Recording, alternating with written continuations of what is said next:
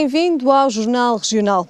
O setor privado pode, a partir de agora, receber também um subsídio em duodécimos. O Presidente da República promulgou o diploma que, depois de publicado em Diário da República, entra em vigor. E ao trabalhador cabe a decisão de ver diluído por parte dos subsídios pelos 12 meses. Está promulgado o diploma que prevê o pagamento de metade dos subsídios de Natal e férias em duodécimos no setor privado. Uma cronologia apertada para uma medida que os patrões queriam ver aprovada o mais rápido possível e antes do fim do primeiro mês do ano. Cavaco Silva promulgou, esta quinta-feira, o diploma que, depois de publicado em Diário da República, dá a cada trabalhador 5 dias para decidir se quer receber por inteiro os subsídios de férias e de Natal em julho e dezembro, como é hábito, ou se prefere receber metade do valor desses subsídios mensalmente, ou seja, distribuídos pelos 12 meses do ano. Recorde-se que a medida foi aprovada no Parlamento no dia 11 de janeiro com os votos favoráveis das bancadas do PSD, CDS, PP e PS e com os votos contra do PCP, Bloco de Esquerda e do Partido dos Verdes e 2 deputados do Grupo Parlamentar Socialista.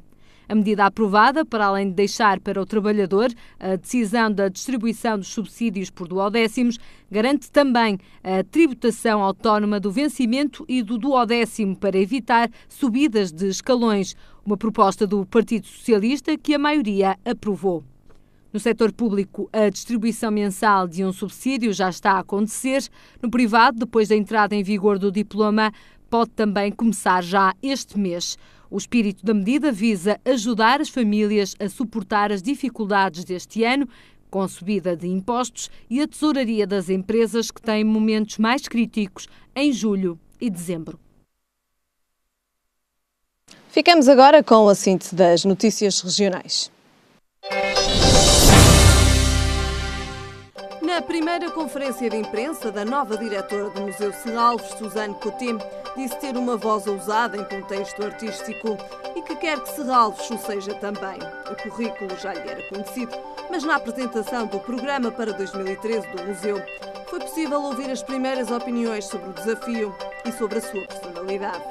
Apesar da nova diretora já ter o programa definido para este ano, tarefa cumprida pelo anterior diretor antes de deixar o cargo, Suzane Coté fez questão de mencionar que tem como objetivo introduzir novas vozes no museu, não só de artistas, mas também de pensadores e de programadores emergentes em Portugal. Na opinião da australiana, pode ser feita uma programação de qualidade mundial que traga a criatividade, as ideias e as perspectivas de artistas, pensadores e produtores culturais.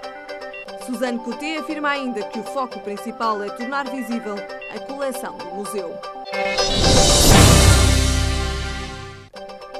José Luís Carneiro, líder da Federação Distrital do PS Porto, diz que as declarações sobre a possível antecipação do Congresso do Partido são de grave irresponsabilidade e podem prejudicar candidatos socialistas às próximas autárquicas. Para o líder da Distrital do PS Porto, uma antecipação das eleições e a realização de um congresso do PS nos próximos meses ou semanas origina uma instabilidade e uma perturbação na consolidação da mensagem política dos candidatos às autárquicas. Para José Luís Carneiro, há duas grandes preocupações em que se concentra o PS: a necessidade de o partido se consolidar como alternativa governativa e a preocupação com a preparação do processo eleitoral autárquico. José Luís Carneiro defendeu ainda que se devem evitar afirmações públicas e também evitar a realização de congressos dentro do partido, para assim não prejudicar os candidatos autárquicos. O deputado do PSD, Nuno Reis, sente-se descontente relativamente à proposta de revisão da Estratégia Nacional do Turismo. Entre as 10 prioridades fixadas pelo Ministério da Economia e Emprego, continua de fora o segmento do turismo religioso. Nuno Reis relembra a importância cultural e o potencial económico de destinos religiosos como o existente no distrito de Braga. Para o deputado, é motivo de crítica, dúvida e preocupação a inexplicável falta de atenção ao turismo religioso. Segundo ainda Nuno Reis, o fluxo de 5 milhões de visitantes por ano a Fátima, passando também por todos os outros destinos religiosos do país, como por exemplo o destino de Braga, são motivos para fazer refletir os governantes sobre este recurso estratégico para Portugal. A cidade de Santo Tirso vai ter uma nova esquadra da PSP ainda este ano. O estabelecimento vai funcionar no edifício da antiga cadeia da cidade. Em virtude das atuais instalações da PSP não reunirem as condições de segurança necessárias para os agentes, o Presidente da Câmara de Santo Tirso, Castro Fernandes, afirma que ter uma nova esquadra significa uma subida de qualidade em termos de infraestruturas. O autarca, à margem da cerimónia de assinatura de um protocolo entre a Câmara de Santo Tirso e a Direção-Geral de Infraestruturas e Equipamentos do Ministério da Administração Interna, adiantou que seriam abertas as propostas do concurso público a partir de hoje até 25 de fevereiro, para se poder apresentar a candidatura aos fundos comunitários.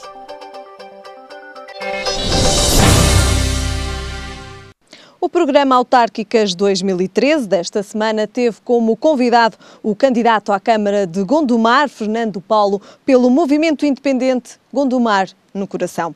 O candidato falou, entre outras coisas, da fusão entre Porto e Gaia e também da importância da regionalização. Há barreiras entre o Porto e Gaia, há uma barreira a separar, que é o rio, apesar de haver as pontes. No passado, o rio era fator de união e nunca de desunião. Naturalmente que o Porto faz fronteira com Gondomar numa extensão bastante significativa. O que eu julgo que nós temos que equacionar é se sobre a reforma administrativa do país. Eu julgo que não podemos começar, como recentemente houve a questão da agregação das freguesias, nós temos que equacionar, de facto, de uma forma profunda, estruturada e integrada, uma reforma do país. E, portanto, esta resposta depende muito, somos a favor ou contra as regiões, se devemos dar maior ou menor capacidade às grandes áreas metropolitanas, como é o caso da grande área metropolitana do Porto. Qual é a sua opinião? Não, a minha opinião é que, neste momento, eu sou regionalista, sou a favor da regionalização e, portanto, eu julgo que devia haver um debate sério sobre a reforma administrativa do país, a começar pela criação das regiões e, dentro da criação das regiões, depois então equacionarmos as grandes áreas metropolitanas, o papel das associações de municípios ou das grandes áreas metropolitanas, e nesse contexto eu sou a favor da manutenção dos municípios. Agora, não quer dizer que não possa haver uma reestruturação daquilo que é os atuais limites territoriais, daquilo que são as competências também dos municípios, que podem ser diferenciadas em função da dimensão de cada um dos municípios, mas depende muito da criação das regiões, porque, como é óbvio, se nós criássemos uma região norte, daríamos a capacidade política para serem os nortenhos a decidir na aplicação dos próprios fundos, e se calhar não precisávamos ter municípios com uma dimensão tão grande como aquela que se apontaria entre Vila Nova de Gaia e o Porto, porque teríamos a região para, num nível, digamos, mais macro, fazer a gestão de determinados equipamentos supramunicipais e também gerir áreas mais próximas dos cidadãos. O que eu defendo é o princípio da subsidiariedade. E o princípio da subsidiariedade diz que devemos aproximar os níveis de decisão das próprias populações. E, portanto, nessa perspectiva, não me parece que a solução para o país seja criarmos aqui municípios de grande dimensão que, em algumas circunstâncias, podem ser ingeríveis. Eu julgo que o poder local democrático demonstrou que, de facto, contribuiu em muito para o desenvolvimento do país no pós-25 de Abril, na democratização do acesso à educação, na democratização do acesso aos serviços de saúde, mas também na melhoria das condições de vida das populações, quer na água, quer no saneamento, quer no investimento nos espaços verdes, no espaço público. E, portanto, eu julgo que seria retroceder se nós criássemos aqui, de facto, municípios de grande dimensão. Antes, pelo contrário, eu sou... 2013 assinala os 250 anos da Torre dos Clérigos. O monumento é um dos cartões de visita da cidade do Porto e um marco da arquitetura barroca. A visita é obrigatória este ano e aqui fica o convite. É uma tarde solarenga, como outra qualquer. Lá em cima, o relógio dá 5h25. Na rua, passam a passo acelerado agentes da cidade, mas também turistas. A ninguém é indiferente a Torre dos Clérigos, um dos símbolos da Invicta que este ano vai comemorar 250 anos. Um bom motivo para não se deambular de cabisbaixo na cidade e erguer a cabeça para o céu. São 2 séculos e meio a fazer companhia à cidade e as delícias de quem é audaz o suficiente para subir os 255 degraus até ao cimo. A obra barroca é assinada pelo italiano Niccolò Nasoni, o arquiteto que projetou a igreja e a torre que se ergue à cabeceira. A igreja foi construída em 1732, a torre entre 1748 e 1763. A obra foi impulsionada pela Irmandade dos Clérigos Pobres, que talvez na altura não imaginasse o impacto visual da Torre dos Clérigos na cidade. É impossível não olhá-la perto ou longe, onde ainda é avistada. É feita de granito, tem 6 andares e ergue-se com 76 metros de altura, que lhe conferem uma monumentalidade indiscutível. Só de fora é um encanto apreciar, mas a visita vale a pena e a originalidade de Nasoni, usada no interior da igreja e da torre, é um desafio a descobrir o monumento por dentro. Este ano, muitas surpresas são de esperar para as comemorações dos 250 anos. Por exemplo, para os mais golosos, um chocolate vai ser apresentado com o nome Clérigos em 2013. A Regiões TV fez uma breve reflexão sobre aquilo que tem distinguido tipicamente o povo português. Resumimos gradualmente até chegarmos a uma letra apenas, a letra F. A peça é intitulada F de Fé. O texto é de André Garcia, a voz de Fátima Torres e Pedro Correia. Se retirarmos o pastel de Belém da equação, que outros grandes símbolos exportáveis podemos considerar neste cantinho plantado junto ao mar? Podíamos escolher outros, mas faltando consenso, vamos pelos mesmos de sempre. Futebol, fado e Fátima. A ordem pode ou não ser irrelevante. O futebol não se cinge a Cristianos ou Josés. Temos também, entre inúmeros outros, panteras e figos. O desporto rei, talvez assim chamado porque só os grandes estão habituados a vencer, está presente no nosso país desde finais do século XIX. Conta a lenda que o primeiro a dar um pontapé na bola, cá entre nós, foi um jovem britânico que vivia na Madeira. Dizem que é uma boa forma de canalizar frustrações que não têm sido poucas para o povo lusitano. O desporto arrasta milhões, tanto de euros como de pessoas, e o mediatismo dos nossos profissionais, que brilham mais alto no estrangeiro, arrasta algum desse foco para o país do seu nascimento, o Portugal do futebol.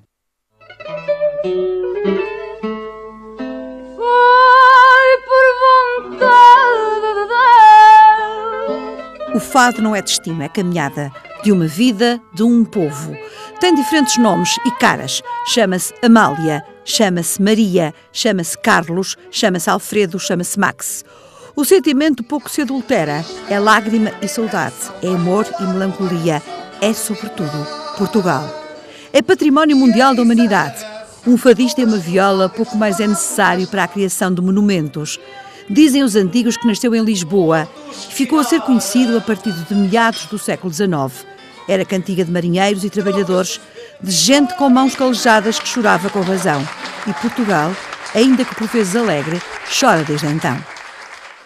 A Igreja Católica, com longas e antigas raízes no nosso país, tem na freguesia de Fátima um dos principais templos de adoração à Mãe Biológica de Jesus Cristo, a Virgem Maria, entre nós conhecida como Nossa Senhora de Fátima. O santuário é local de peregrinação para muitos. Dos peregrinos, uns falam a língua de Jacinta, Francisco e Lúcia, a quem a Senhora honrou com a sua aparição em 1917, mas muitos outros não a falam. Nem precisam, compreendem-se com a língua da fé. Viajam a partir de todos os cantos do mundo cristão para partilhar e comungar a magia do local. Portugal exporta fé em grandes quantidades e se as condições económicas de uma boa parte da população portuguesa piorarem, só isso nos encherá os bolsos. E ficamos agora com o nosso comentário no Jornal Regional. Comigo tenho hoje Carlos Sousa Fernandes. Boa noite, obrigado pela sua presença. Começamos precisamente pela comissão política que José Seguro convocou hoje com urgência. O que é que se passa no PS para, de facto, que o líder tenha, então, vindo hoje a público convocar esta comissão política com cariz de urgência? Muito boa noite outra vez, Helena. É sempre um prazer estar aqui consigo neste jornal.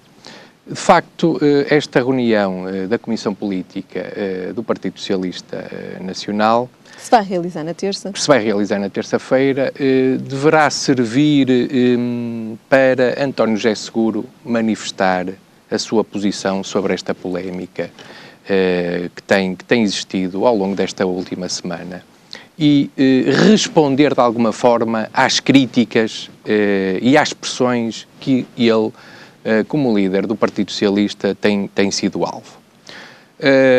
Eu acho que importa situar e centralizar, no fundo, a discussão central. Como sabe, esta semana correu muito mal ao Partido Socialista. Porquê que considera que correu muito mal ao Partido Socialista? Porquê é que eu considero que correu mal ao Partido Socialista? Em primeiro lugar,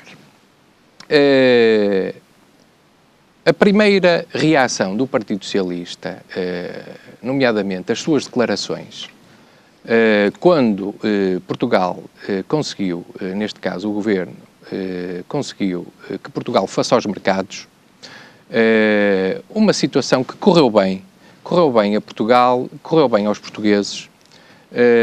Essas declarações do Partido Socialista, e nomeadamente do seu líder, não foram eficazes.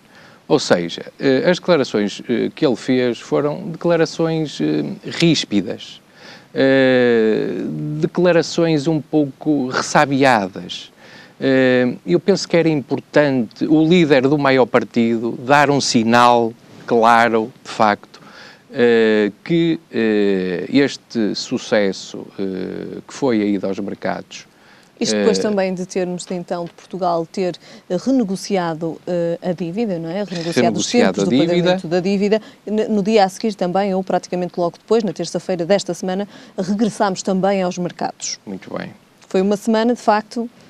excelente para o Governo, mas acho que, acima de tudo, foi excelente para os portugueses. Acho que os portugueses estão de parabéns.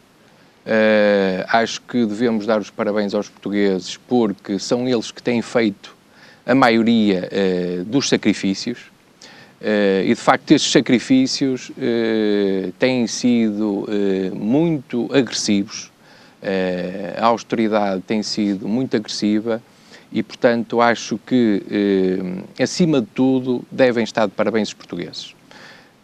Mas relativamente ao Partido Socialista, essas declarações não foram declarações importantes. O líder do Partido Socialista acho que devia, naquele caso, reconhecer que de facto foi uma vitória de Portugal nesta semana, que é um passo importante no caminho que é longo, de facto, mas é o começar a ver uma luz ao fundo do túnel. Esta ida dos mercados, de facto, não resolve nada. Os portugueses têm, de facto, de ter a noção exata de que esta situação não vai resolver os cortes que eles amanhã vão sentir nos ordenados. Mas é, de facto, um passo importante no futuro.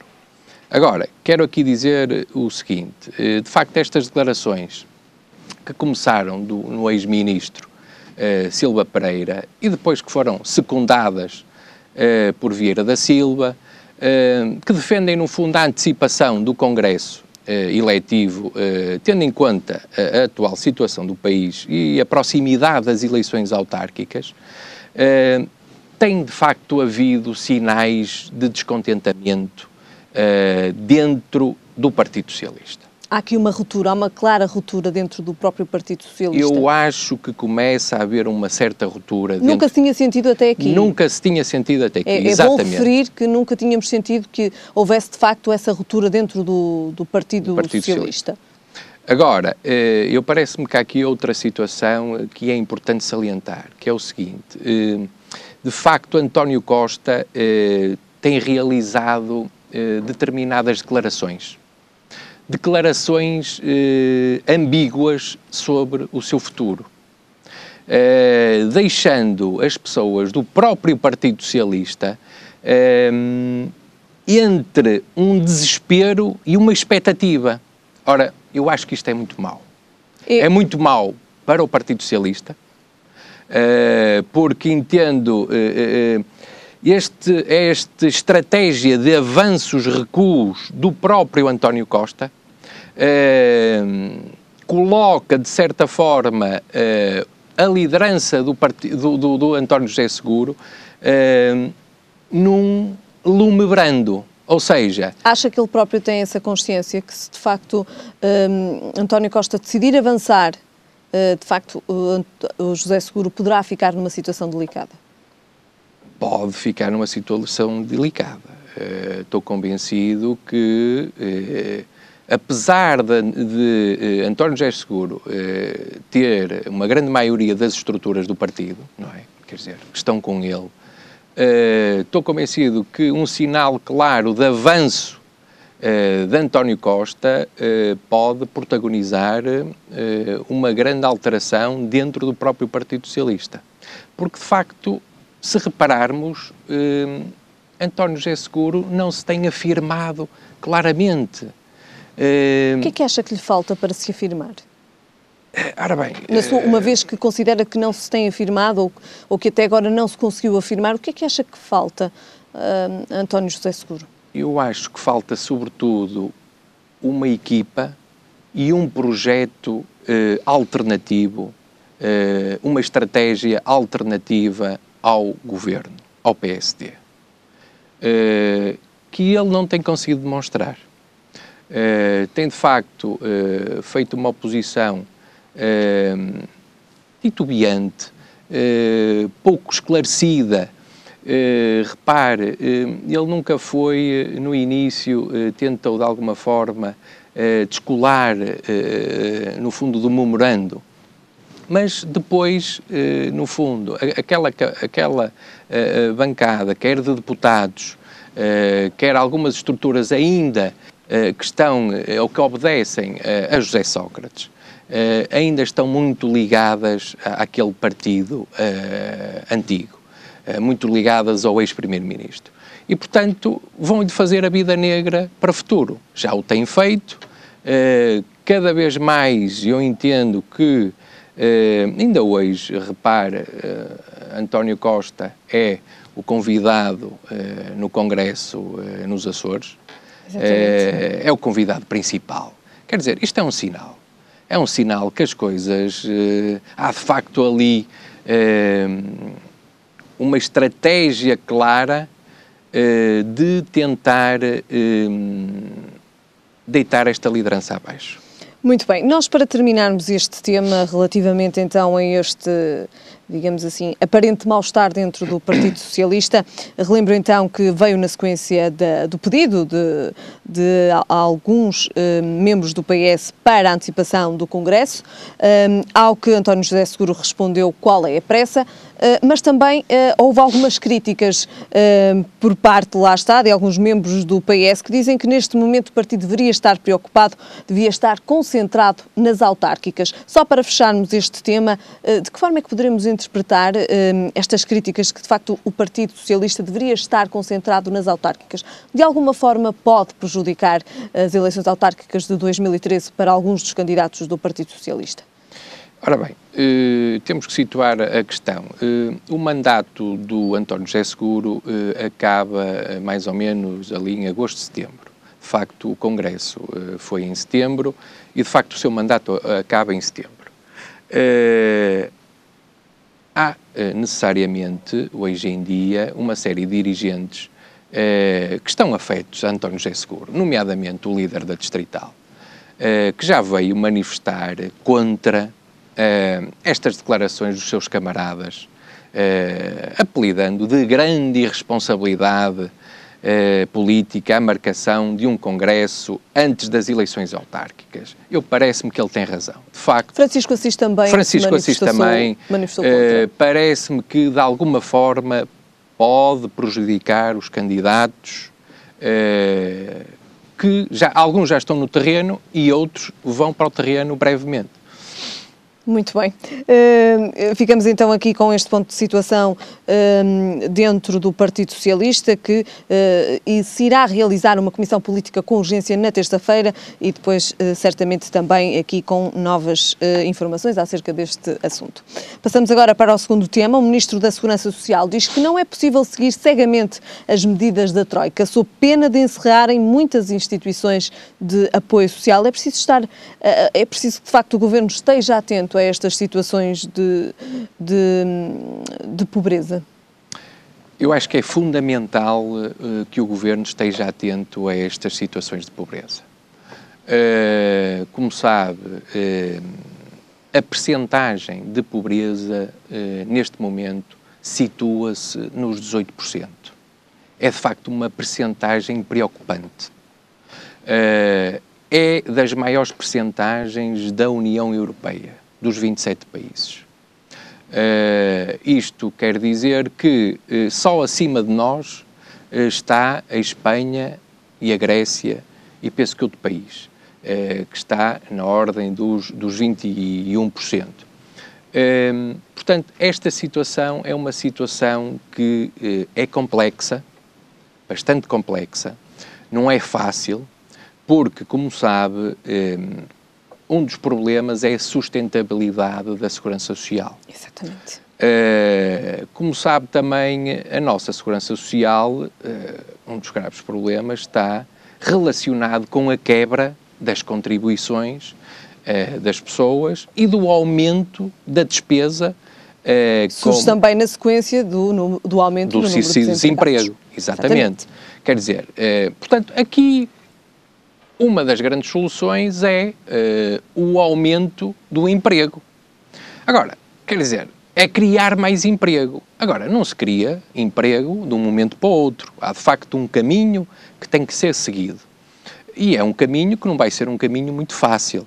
Não vai ser este ano que vamos crescer e dificilmente vamos crescer em 2014. Crescem sim os números da pobreza. O número Poderemos da pobreza. interpretar desta forma. Exatamente. Há, de facto, um agravamento significativo da pobreza, da miséria, e há cada vez mais famílias que até há bem pouco tempo, estavam famílias estruturadas, famílias que tinham o seu emprego, a sua habitação, a sua vida ordenada, e que não conseguem cumprir os seus compromissos. Ou seja, a classe média em Portugal neste momento está mesmo em risco de extinção?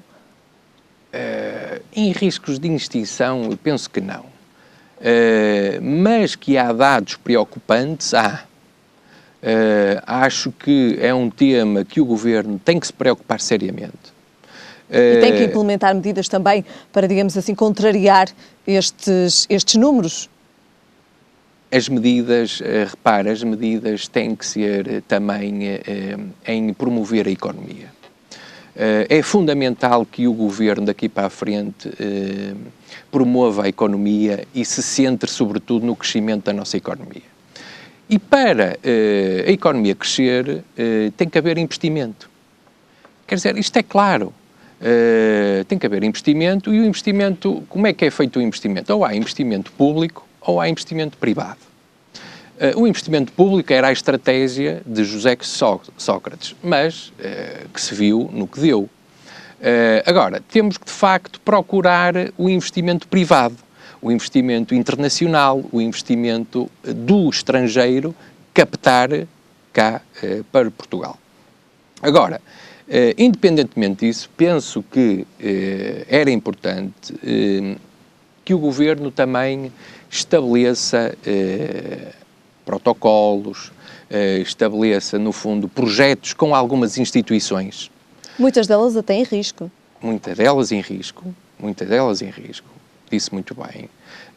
Mas aquelas que têm saúde e capacidade, como as Santas Casas da Misericórdia, como a Santa Casa da Misericórdia do Porto, tem de facto uma grande capacidade. É importante que o Governo estabeleça protocolos com estas associações, com estas instituições de solidariedade social, para, de alguma forma, estas possam ter um papel importante e fundamental para fazer face ao agravamento da situação gritante, situação social gritante. E como sabe, estas instituições podem ter um papel importante. Estamos praticamente a terminar, só para concluirmos. Só para concluir, as autarquias também têm um papel importante nesta matéria. As autarquias, nomeadamente as câmaras municipais, as juntas de freguesia, podem fazer muita coisa nesta área. Na área como a implementação de planos de emergência social, abrir as cantinas às crianças. Portanto, há muita coisa que as autarquias podem ajudar a fazer e podem ser, de facto, uma componente importante no futuro. Muito bem. Obrigada então por estas ideias. Então, neste segundo e último tema também. Voltamos a ver-nos para a semana. Obrigado. Muito obrigado. Quanto a nós, ficamos com o tempo para amanhã. E no norte são esperados aguaceiros fracos, no resto do país céu com períodos de muito nublado. Quanto a temperaturas, o Porto espera uma máxima de 15 graus e uma mínima de 11. Em Lisboa a máxima será de 16 graus e a mínima de 13. E em Faro a máxima chega aos 18 graus e a mínima aos 13. É tudo por hoje, já sabem, a informação está de regresso amanhã. Até lá, fique bem.